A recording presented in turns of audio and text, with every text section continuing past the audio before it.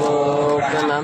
महान त्यागी बाबा जुमदेव जी को प्रणाम। परमात्माए परमपूज्य परमात्मा एक सेवक मंडळ टिमकीच्या वतीने गट नंबर 3 शांतीनगर च्या वतीने आजचे 9वे हवन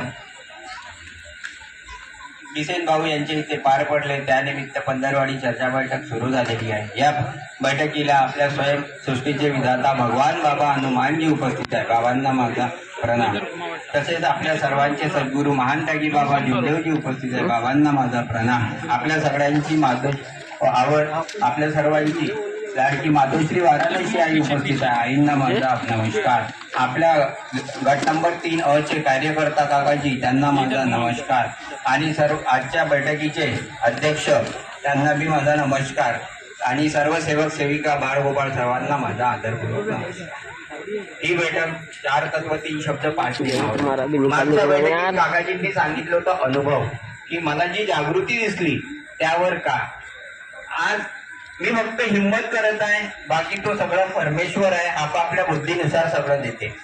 की बाबांनी काकाजींनी आपल्या यांनी जशी बाबाला प्रणाम केला पाणी थांबला। काकाजीच्या शब्दात भगवंत कार्य करतो हे मी पण मान्य करतो, पण बाबा लढत आहे हे सत्य परिस्थिती आहे।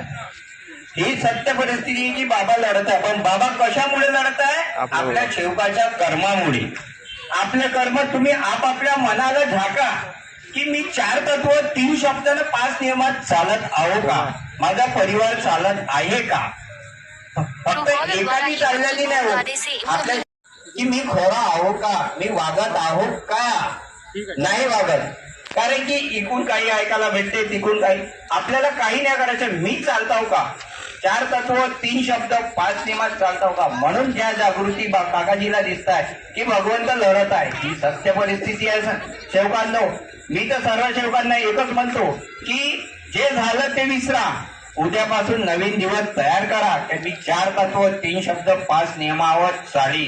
भगवत बाकी सगळं पाहणारा परमेश्वर आहे। दुःख येऊ काही येऊ तो परमेश्वर पाहिजे। तुमचे शब्द अगर तुम्ही व्यवस्थित ठेवता, तुमचे 4 तत्व 3 शब्द आणि 5 नियम व्यवस्थित आहे, तर परमेश्वर मी धक्का लागू देणार नाही।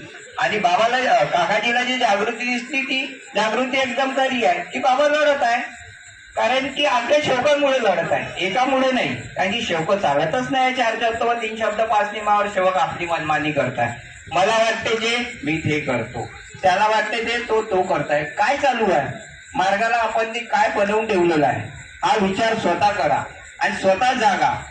याला त्याला विचारून काही अर्थ नाही, आपल्या मनाला विचारा आणि जागा आणि उद्यापासून नवीन सुरुवात करा। बस एवढंच मी सगळ्या सेवकांना सांगणार आहोत। बाबा माझ्या 4 तत्व 3 शब्द 5 नियमात चालण्यात वागण्यात मी माझा परिवार कुठे चुकला असेल तर मी भगवान बाबा हनुमानजीला क्षमा मागतो, महान त्यागी बाबा जुमदेवजीला क्षमा मागतो, वाराणसी आईला क्षमा मागतो, कार्यकर्ता काकाजींना क्षमा मागतो, सर्व सेवक सेविकी बाळगोपाळ सर्वांना मी क्षमा मागतो आणि आपल्या शब्दाला विराम देतो। सर्वांना माझा आदरपूर्वक नमस्कार।